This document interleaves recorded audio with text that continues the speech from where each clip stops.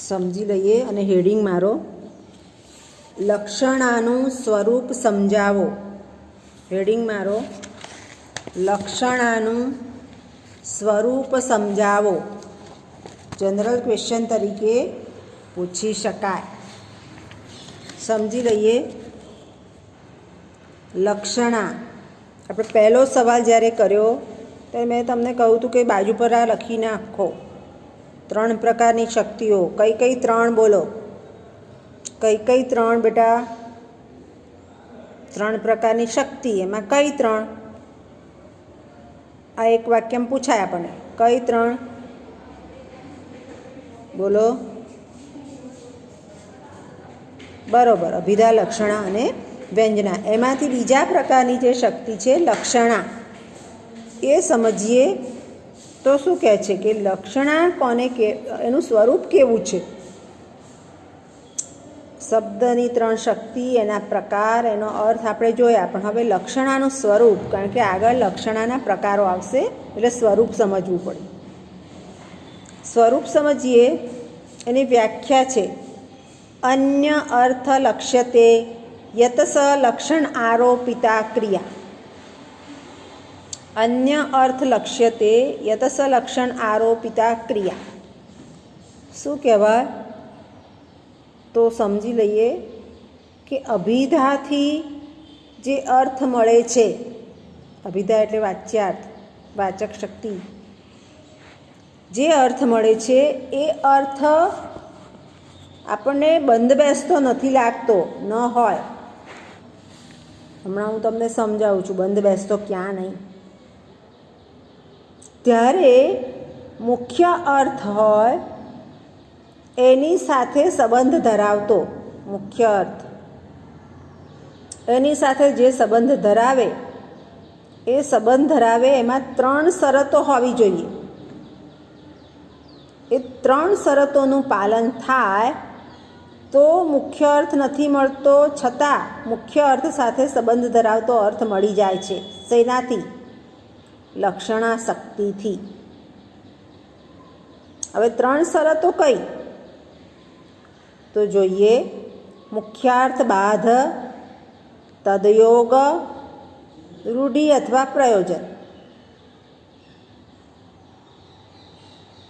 મુખ્યાર્થ બાધ એ તો આપણે કહી દીધું કે જ્યાં મુખ્ય અર્થ બંધ બેસતો આવતો નથી તો મુખ્યાર્થ બાધ થાય ત્યારે લક્ષણાની 3 શરતોમાંની પહેલી શરત પ્રવૃત્ત થાય. હમણાં જ હું બોલી લક્ષણા શક્તિ વાપરીને કે રિદ્ધિ અને તોરલ 2 જ જવાબ આપશે. નજીકનો અર્થ આવે છે. હું બધાના નામ ના બોલી, નજીકનો અર્થ આવી ગયો. એ જ વસ્તુ અહીંયા છે કે એનું ઉદાહરણ છે. આમાં હવે તમારું ઉદાહરણ ધ્યાનમાં રાખવાના. જે ઉદાહરણ છે ને, ક્યારેક ઉદાહરણ સ્વતંત્રપણે પણ પૂછાય. કર્મણિ કુશલઃ. કર્મણિ કુશલઃ. તો એનું ગુજરાતી થશે કર્મમાં કુશળ. તો કર્મમાં કુશળ તો કંઈ ન હોય, કંઈ બધા કર્મમાં કુશળ છે એવું કહેવું છે. તો હવે મુખ્ય અર્થ નથી મળતો, એની નજીકનો અર્થ લેવાનો છે.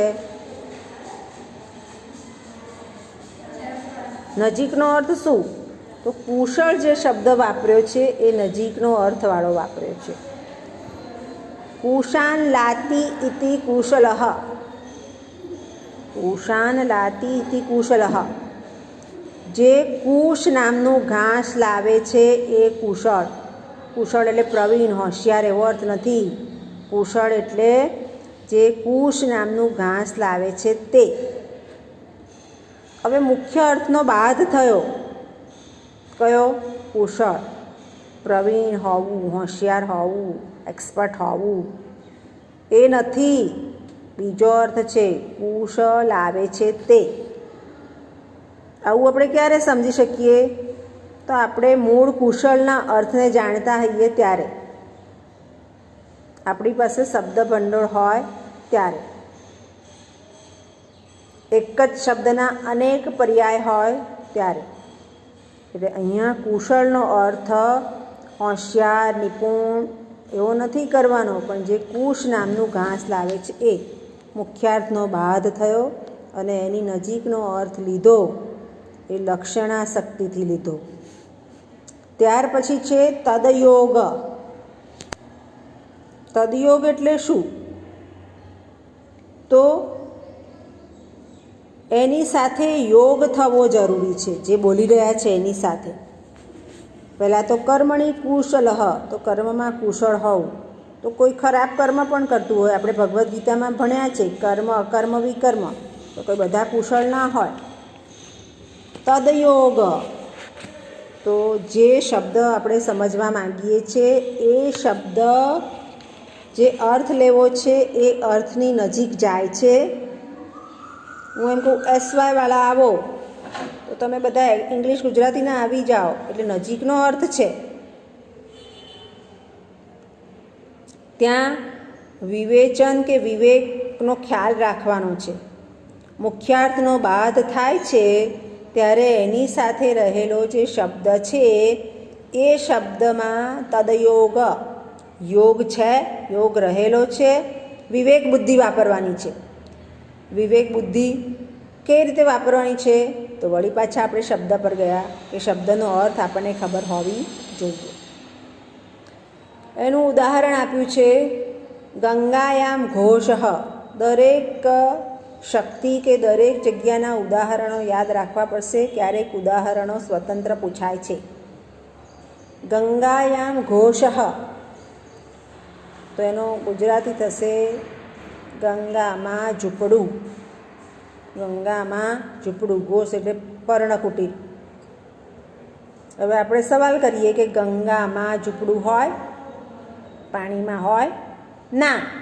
તો આપણે તરત સમજીએ છીએ કે ગંગાના કિનારે ઝૂંપડું, ગંગાના કિનારે પર્ણકુટીર. કિનારે શબ્દ નથી વાપર્યો, પણ આપણે તદયોગ, એની સાથે યોગ છે કે ગંગાના કિનારે હોઈ શકે પર્ણકુટીર, નેસડો, ઝૂંપડું. ત્યાં કંઈ યજ્ઞાદિ કાર્ય થતું હોય, ત્યાં કોઈ રહેતું હોય, એટલે ગંગાના કિનારે. કિનારે શબ્દ નથી વાપર્યો, પણ નજીકનો અર્થ જે લઈએ છીએ એની સાથે યોગ થવો જરૂરી છે. પાણીમાં ના હોય એટલે કિનારે. કિનારે શબ્દ વાપર્યો નથી, પણ આપણે યોગ વાપરીને સમજી શકીએ છીએ. હું તમને એમ કહું કે નોટ પેન્સિલથી લખો, પછી હું તમને એમ ના કહી શકું કે બોર્ડ ઉપર લખો. તમારી પાસે એ ટાઈમે બોર્ડ ના હોય, એટલે યોગ હોવો જરૂરી છે. ત્યાર પછી છે રૂઢિ અથવા પ્રયોજન.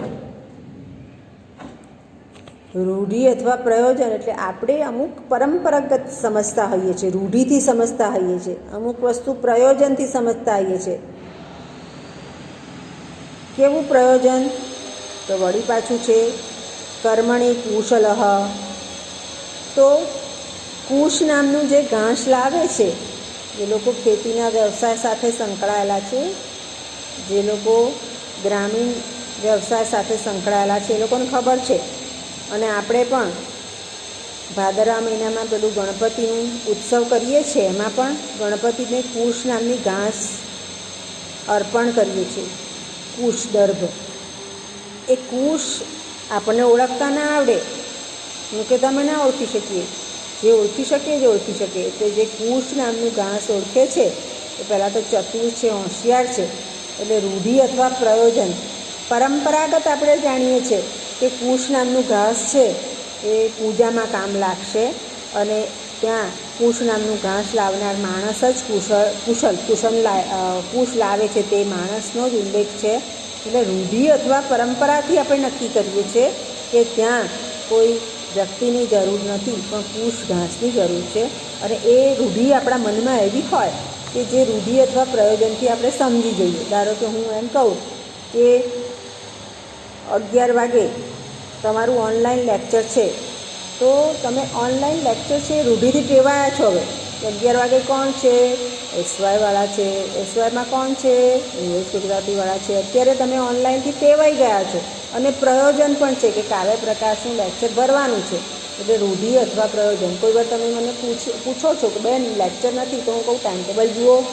એટલે રૂઢિ અને પ્રયોજન પણ આપણને નજીકનો અર્થ આપે છે, અને એ નજીકના અર્થ દ્વારા આપણને લક્ષણાશક્તિથી અર્થ મળે છે. એટલે લક્ષણાનું સ્વરૂપ કેવું છે?